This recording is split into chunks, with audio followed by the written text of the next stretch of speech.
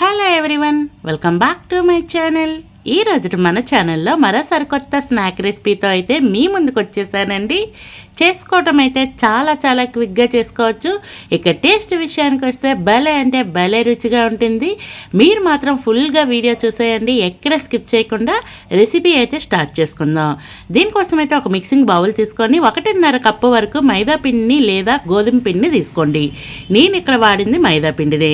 అలాగే ఒక పావు స్పూన్ వరకు సాల్ట్, అలాగే ఒక పావు స్పూన్ వరకు కలోంజీ సీడ్స్, అలాగే ఒక 2 స్పూన్ల వరకు నెయ్యిని కానీ లేదంటే నూనెని కానీ వేసుకొని ఈ ఇంగ్రీడియంట్స్ అన్నీ ముందు బాగా కలిసేటట్టు కలుపుకోండి. కలుపుకున్న తర్వాత కొంచెం వాటర్ వేసుకొని రెగ్యులర్గా చపాతీ పిండి ఎలా అయితే కలుపుకుంటామో అదే విధంగా కలిపేసుకోండి. అలాగే ఈ లోపైతే మీకు చిన్న రిక్వెస్ట్ అండి, మన ఛానల్ ఇంతవరకు ఎవరైనా సబ్స్క్రైబ్ చేయకుండా చూస్తే ప్లీజ్ అండి సబ్స్క్రైబ్ చేయండి. అలాగే వీడియో నచ్చితే లైక్ చేయండి, మీ ఫ్రెండ్స్ అండ్ ఫ్యామిలీ మెంబర్స్కి షేర్ చేయండి.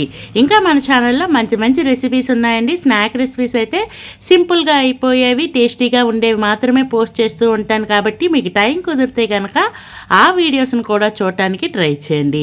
ఇలా పిండిని కలుపుకున్న తర్వాత మూత పెట్టేసి కాసేపు పక్కన పెట్టేయండి.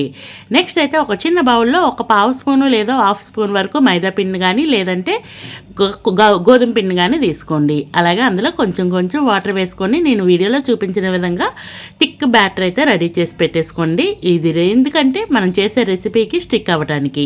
ఇలా మొత్తం కలుపుకొని పక్కన పెట్టేయండి. అలాగే ఈ లోపైతే మనం చూసుకుంటే పిండి అయితే బాగా నాని ఉంటుంది. ఇలా నాని ఉన్న పిండిని నేను తీసుకునే ఈ పిండికి ఒక 2 పార్ట్స్గా అయితే డివైడ్ చేసుకుంటున్నాను. అలా 2 భాగాలుగానే చేసుకోవాలని ఏం లేదు, మీకు నచ్చిన విధంగా చేసుకోవచ్చు. అందులో నుంచి ఒక భాగాన్ని తీసుకొని పొడిపిండి జల్లుకుంటూ రెగ్యులర్గా చపాతీ ఎలా రోల్ చేసుకుంటామో అదే విధంగా రోల్ చేసుకోండి. మరీ పల్చగా ఉండకూడదు, అలానే మరీ థిక్గా ఉండకూడదండి.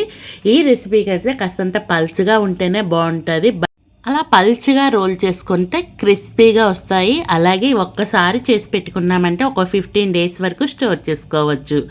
నెక్స్ట్ అయితే కనుక ఏదైనా ఒక చిన్న షేపు, ఒక క్యాప్ కానీ లేదంటే చిన్న బౌల్ ఉంటే బౌల్ కానీ తీసుకొని బౌల్ని పొడిపిండిలో అద్దుకొని ఒక్కసారి ఇలా మొత్తం అన్నింటినీ ఒక చపాతీకి ఎన్ని మనకి రెడీ అవుతాయో అన్నింటినీ గట్టిగా ప్రెస్ చేస్తే ఒక చిన్న పూరి కింద అయితే వచ్చేస్తాయి. అన్నీ ఇదే విధంగా ఎన్ని అవుతాయో అన్నింటినీ ఇదే విధంగా ఫస్ట్ అయితే కట్ చేసి పెట్టేసుకోండి. ఇలా కంప్లీట్గా కట్ చేసేసిన తర్వాత ఎక్సెస్ ఉన్న పిండిని, ఎక్స్ట్రా ఉన్న పిండిని తీసేసి మళ్ళీ రోల్ చేసుకోవచ్చు సేమ్ ఇదే విధంగా.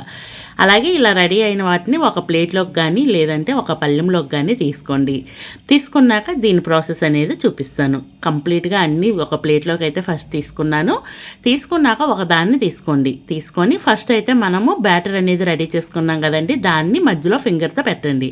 అన్నీ ఇక్కడ ఏంటంటే ఒక 5 లేదా 4 వరకు పెట్టేసుకోవచ్చు. నేనైతే కొన్ని 5 పూరీస్లా పెట్టుకున్నాను, కొన్ని 4 పూరీస్లా పెట్టుకొని ఇలా మధ్యలో పెట్టిన దాన్ని ప్రెస్ చేస్తే అది స్టిక్ అవుతుంది.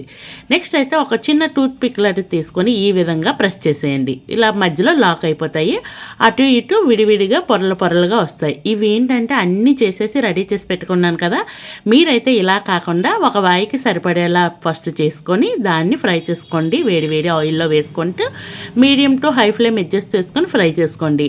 అలా వెంటనే ఫ్రై చేస్తే కనుక మనకి ఆ పొరలు అనేవి అతుక్కోకుండా విడివిడిగా వస్తాయండి. అన్నీ ఒకేసారి చేసుకుంటే ఏంటంటే ఆ పొరలు అనేది మళ్ళీ పిండి అతుక్కుపోయి అంత పెద్దగా విచ్చుకోవు. నేను వీడియోలో చూపించిన విధంగా అటు ఇటు కలుపుకుంటూ మంచి కలర్ వచ్చేంత వరకు ఫ్రై చేసుకోండి. మరీ డార్క్ కలర్ వచ్చేంత వరకు ఆయిల్లో ఉంచుకోవద్దు, ఎందుకంటే బయటికి తీసేసినాక కూడా కాస్తంత కలర్ వస్తాయి. కాబట్టి ఇలా ఆయిల్ కాస్త చల్లగా అయిపోయింది, బబుల్స్ లేవు అనేటప్పుడు అయితే కనుక ఆయిల్లో నుంచి ఆయిల్ అంతా పోయేంత వరకు తీసుకొని వీటిని అయితే ప్లేట్లోకి తీసుకోండి. టీ టైం స్నాక్గా కానీ లేదంటే పిల్లలకి స్నాక్గా పెట్టడానికి కూడా చాలా రుచిగా ఉంటాయి. మీరు రెసిపీ ట్రై చేసినాక ఎలా వచ్చిందో కూడా నాకైతే ప్లీజ్ అండి కామెంట్ బాక్స్ ద్వారా తెలియచేయండి. ఇంకా మన ఛానల్లో మంచి రెసిపీస్ ఉన్నాయి, వాటిని కూడా చూడండి. Ready to eat. Thank you for watching.